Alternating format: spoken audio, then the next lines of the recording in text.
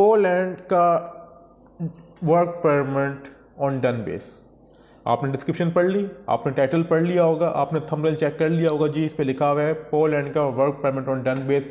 इसके पीछे क्या रियलिटी है, कहाँ से मिलता है, कैसे मिलता है, क्या इसका खर्चा आता है, मैं आपको इस वीडियो में सब कुछ आज बताऊंगा कि आप किस तरह सब कुछ कर सकते। मैं आपके सामने कुछ फैक्ट्स भी रखूंगा, कुछ रियलिटी भी रखूंगा कि आप तक एक बात पहुंच सके। आगे फिर आपकी अपनी मर्जी होगी, आप जिस तरह मर्जी काम करना चाहें आपकी अपनी मर्जी होगी। मेरा काम होगा आपको समझाना और आपको एक अच्छी बात फॉरवर्ड करना।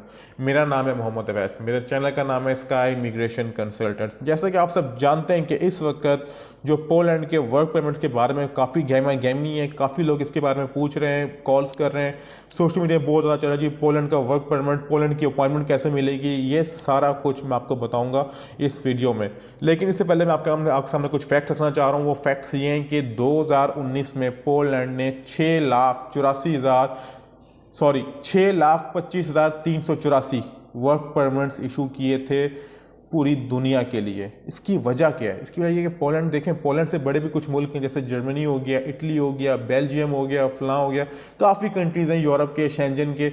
लेकिन पोलैंड ने ही क्यों ये इशू किए थे? पोलैंड ने ही क्यों इतने ज़्यादा बंदे बुलाए थे? पोलैंड बेसिकली एक शेंजन कंट्री है, यूरोप में आता है, ठीक है। इसके इतना बड़ा कंट्री तो नहीं है, लेकिन उसने अपने आप को मज़ीद मुस्तहकम करने के लिए, अपनी इन्फ्लेशन को दूर करने के लिए, अपनी जो एक कंट्री की इकॉनमी को स्ट्रॉन्ग करने के लिए उसने ये फैसला किया था कि हम अपने मुल्क में बंदे बुलाएंगे, हम अपनी इकॉनमी को बेहतर करेंगे। इसलिए उसने 6,25,384 वर्क परमिट्स इशू किए थे, जिसमें से उसने 85% वर्क परमिट्स यूक्रेन को दिए थे। यूक्रेन को देने की वजह क्या थी मैं आपको बताऊंगा आगे चल के। बाकी जो 15% थे वर्क परमिट्स उसने बाकी पूरी दुनिया में डिस्ट्रीब्यूट किए थे, अपने बंदे वहाँ से हायर किए थे, जॉब हंट्स करवाई थी, उसके बाद वहाँ पर लोगों ने आगे काम किया था, जिसमें एशिया के भी थे, पाकिस्तान था, इंडिया था, बांग्लादेश था, बाकी जो जो कंट्रीज़ में जाके काम करना चाह रहे थे उसने आगे काम किया था। अब आता हूँ बात पे कि उसने 85% यूक्रेन को वीज़ा क्यों दिया था। इससे पहले मैं छोटी सी मिसाल दूंगा आपको। वो मिसाल ये होगी कि आप जानते हैं कि हमारे जो पाकिस्तान के मेजॉरिटी लोग हैं वो गल्फ में जाके काम करते हैं। गल्फ में यानी सऊदी अरब हो गया, कतर हो गया, दुबई हो गया, वहाँ पर उनकी जो नॉर्मली सैलरी होती है वो 1000 से 1500 दरहम या रियाल होती है, इससे ऊपर उनको ज़्यादा नहीं दी जाती। इसकी वजह क्या है? इसकी वजह यह है कि गुर्बत से बात के बंदा लेस पैसे पे काम करता है, लेबर सस्ती होती है, इस वजह से उनको पता चलो जी रोज़गार तो मिल रहा है। सेम थिंग यूक्रेन में, यूक्रेन इतना अमीर मुल्क नहीं है, गुर्बत है, तो वो लोग वहाँ जाके काम करते हैं, उनको लेबर सस्ती पड़ती है। इसलिए पोलैंड ने, क्योंकि उनको अंग्रेज़ी आती थी, उनको लैंग्वेज बैरियर नहीं था, जिसके वजह से उसने रिकमेंड किया जी कि मैं यूक्रेन के बंदों को बुलाता हूँ ताकि मुझे इसका फ़ायदा हो स्किल्स लेवल पे भी और ओवरऑल अदर लेवल्स पे भी। तो उसने 85% अपने जो वर्क परमिट थे यूक्रेन को दिए। अब बहरहाल बात आते हैं कि जी के वर्क परमिट हासिल कैसे किया जाए पोलैंड का वर्क परमिट हासिल करना ना ही तो इतना मुश्किल है, ना ही इतना इजी है। मुश्किल क्यों नहीं है? क्यों? अगर आपके पास डॉक्यूमेंट्स मुकम्मल है तो अपना वीज़ा अपना अप्लाई करके अपना मंगवा सकते हैं। और इजी किस तरह? इसी इस तरह अगर आपके डॉक्यूमेंट सारे मुकम्मल हैं, आपका मतलब आपके प्रॉपर एक चैनल बना हुआ है, अगर आपका लैंग्वेज बैरियर नहीं है, आपके पास डिप्लोमा है या स्किल है, या फिर आपके पास कोई वाइट कलर जॉब का अप्लाई करना चाह रहे हैं, तो आप अपना ऑनलाइन खुद अप्लाई कर सकते हैं या फिर किसी कंसल्टेंट के थ्रू अप्लाई कर सकते हैं। बात जो मेन पॉइंट है वो ये है जी कि ये डन बेस वीज़ा मिलता है किस तरह। वो डन बेस इस तरह मिलता है कि इसमें बता दूं कि डन बेस आपको वीज़ा कोई भी इतना आसानी से नहीं दे सकता। जो रियलिटी है वो रियलिटी क्या है कि आपको डन बेस पर वीज़ा मिलना आसान नहीं है। क्यों आसान नहीं है? क्योंकि आपने देखा होगा नॉर्मली जो लोग होते हैं, मैं आपको थोड़े फैक्ट्स बताऊंगा इस बारे में कि हमारे जो पाकिस्तान में, मैं पाकिस्तान की बात कर रहा हूँ कि पाकिस्तान में इस वक्त होता क्या है। पाकिस्तान में होता है इस तरह जी कि नॉर्मली आपने देखा होगा जी, आपने ऐड देखा जी पोलैंड का डन बेस वीज़ा 15 लाख में, 15 लाख में अपना वीज़ा, चलो जी ठीक है। वो भी साथ ये भी कहते हैं जी पैसे सारे काम के बाद। आप कहते हैं ठीक है पैसे हमने काम के बाद देने, कोई मसला नहीं है, आप उसे अपने डॉक्यूमेंट्स दे दें। क्या दें जी? एक तस्वीर देते हैं, एक पासपोर्ट देते हैं, फलान देते हैं, ये दे दें, वो आपको अप्लाई करवा देगा। कुछ अच्छे बात करेगा, 10 दिन गुजरेगा, आपसे टाइम लगेगा 10 दिन का, 15 दिन का, 20 दिन का, 25 दिन का, 2 महीने का, जो भी आपका उससे टाइम पीरियड होता है, आप उसको तय करेंगे। जब सब तय करेंगे तो आप उससे रब्ता करेंगे जी आपका तो वीज़ा हो गया है या जो भी। मेरे पास याद रखिएगा एक बात मैं आपको ऐड करने जाऊँगा, जितने भी शेंजन कंट्रीज़ होते हैं, बाकी कंट्रीज़ भी होते हैं, लेकिन शेंजन खास तौर पे जब तक आपकी बायोमेट्रिक नहीं होगी आपका वो पासपोर्ट एक्सेप्ट नहीं करेंगे। आपको बायोमेट्रिक यानी आपको फिजिकली वहाँ खुद जाना पड़ता है अपना पासपोर्ट जमा करवाने के लिए, और कलेक्ट करने भी खुद ही जाना पड़ता है। बहरहाल ये बात होगी साइड पे। इससे पहले आपको मैं ये पता चलूँ कि आपसे कह जी 15 लाख में, आपने कहा चलो ठीक है, डॉक्यूमेंट्स आपने उसको दे दिए अपने वर्क परमिट के लिए। आफ्टर टाइम गुजरेगा जी कि वो आपका पासपोर्ट देगा जी आपका वीज़ा हो गया, आपका वीज़ा हो गया, चलो जी पैसे दे दें। लेकिन आपको वो कहेगा कि जी पैसे किस तरह देंगे, आपने पैसे इस तरह देने के नॉर्मली होता ही है कि जब आपका जब से डील होती है, वो डील आपकी ये होती है जी पैसे हमने काम के बाद देने। लेकिन जब आपका वीज़ा स्टिकर लग जाता है, वो कहता है जी कि आपने पैसे मुझे आधे इधर दे दें, आधे आप बेशक वहाँ जाकर दीजिएगा। क्यों? मैंने आपको स्टिकर लगवा दिया, हमें पैसों की ज़रूरत है, हमने अब आगे भी अपनी ट्रांजेक्शन्स करनी होती हैं, आप कहते हो दे दो। मुमकिन है कि आपका वीज़ा वर्क परमिट फेक हो।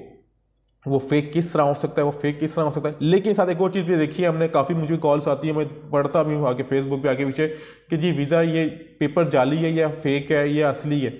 भाईजान जब आपने अपना वीज़ा खुद जमा करवाया, आपको एम्बेसी ने दिया है या फिर जो भी है, तो आपका फेक किस तरह होगा?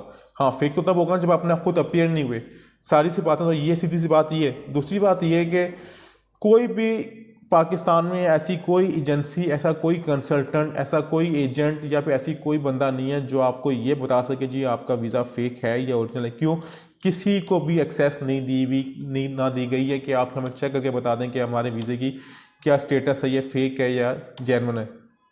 अगर आपने अपना वीज़ा खुद, अपना पासपोर्ट खुद जमा करवाया है और ख़ुद कलेक्ट किया, तो ऑब्वियसली वो जेन्युइन है। अगर आपने उसका खुद जमा नहीं कराया, किसी एजेंट के कराया या जो भी, तो भी इसमें 95% आप अभी समझ लेंगे आपका वीज़ा फेक है। उसकी वजह यही होती है कि आपको बायोमेट्रिक खुद करनी पड़ती है जाके। जब तक अपने बायोमेट्रिक आप नहीं करेंगे, उसके बाद होता है, उसके बाद एक और चीज़ ये भी होती है जी, बंदा एक ऑफिस विजिट करता है, जिस तरह हमारे माशाल्लाह काफ़ी लोग इंटेलिजेंट लोग पाकिस्तान में बैठे हुए हैं, उनके पास पूरी दुनिया की एक्सेस है, वो उनके पास जाते हैं जी, वो कहते हैं जी कि ये पासपोर्ट है सर, मेरा वीज़ा लग गया है, काइंडली ये चेक करते हैं जी कि ये फेक है या ओरिजिनल है। हत्ता कि अगर आप मेरे पास भी आएंगे तो मुझे भी नहीं पता होगा कि आपका वीज़ा फेक है या ओरिजिनल। क्यों? मेरे पास इतनी एक्सेस नहीं है कि मैं आपको लैपटॉप पे करके बता दूं जी कि वीज़ा के क्या स्टेटस है। बहरहाल आप इससे बैठेंगे, 10 मिनट आपको चाय शे पिलाएगा, आपसे पूछेगा सारा कुछ, 10 मिनट 15 मिनट गुजरेंगे, थोड़ी सी आगे पीछे करके फ़ोन शोन लगा के कहेगा जी कि आपका वीज़ा फेक है। फेक है, हमारी फ़ीस देना जी, हमारी फ़ीस है 15,000 रुपये, 10,000 रुपये, 5,000 रुपये, हमने आपकी एक्टिविटी के बताया।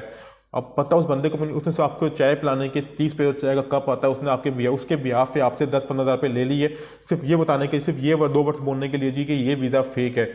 उसको खुद नहीं पता ये वीज़ा फेक है या नहीं है। तो ये चीज़ें सारी सी फैक्ट है, मैंने आपको डिस्कस करना चाह रहा था कि डन बेस पे वीज़ा हासिल करना। एक और जो चीज़ है फैक्ट है, वो ये भी है कि जो नॉर्मली एक जाल बिछाया जाता है, वो जाल किस तरह बिछाया जाता है कि जो पोलैंड में लोग मौजूद हैं, पाकिस्तानी या एशियंस या जो भी, मैं खास तौर पर किसी को मेंशन नहीं करूँगा, तो वो एजेंट के साथ मिलकर जी कहते हैं, उन्होंने अपना कोई रेस्टोरेंट बनाया होता है या फिर उन्होंने अपना कोई ऐसा कोई सेटअप बनाया होता है, फिर वो एजेंट से मिलकर कहते हैं जी कि हमें 50 बंदे चाहिए वर्क परमिट के लिए, आप हमें इसमें हेल्प करें, पैसे कमाएं, आप भी करें, हमें भी दें, क्योंकि हमने जो पैसा इन्वेस्ट किया है हमें वो रिफंड हो जाए। तो वो जी जो एजेंट्स उनके पाकिस्तान में होते हैं, उनके लिंक्स होते हैं, वो यहाँ पर जी सोशल मीडिया पर पोस्ट लगाते हैं जी, Poland work visa done base पे। डन बेस पे क्या है जी कि वो इस तरह होगा जी, पैसे काम के बाद होंगे, फलां होगा, ये होगा, ये होगा।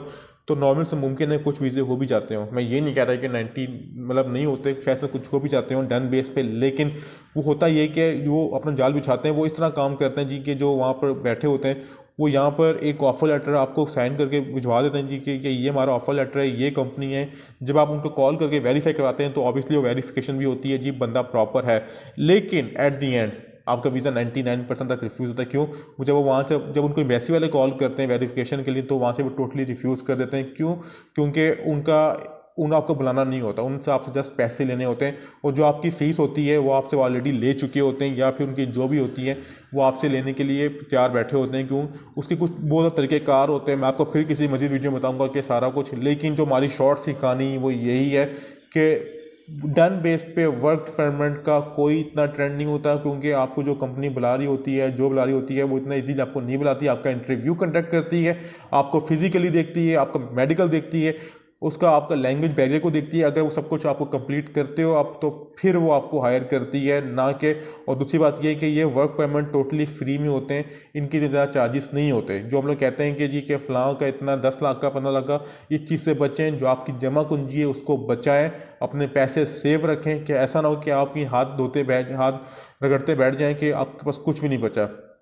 तो ये थी आज की वीडियो, उम्मीद करता हूँ पसंद आई होगी। अगर आपको इसके बारे में कोई बात कुछ नहीं हो, अगर आपको इसके बारे में कोई सर्विस चाहिए हो, तो हम आपकी हेल्प कर सकते हैं। हम हेल्प किस तरह कर सकते हैं? हम आपका जस्ट वर्क परमिट अप्लाई करवा सकते हैं, हमारे पास कोई वर्क परमिट अवेलेबल नहीं होते। इतना चाहूँगा, बहुत शुक्रिया। दोबारा मुलाकात होगी कुछ नई वीडियो के साथ, कुछ नई मालूमात के साथ। खुदा हाफिज़।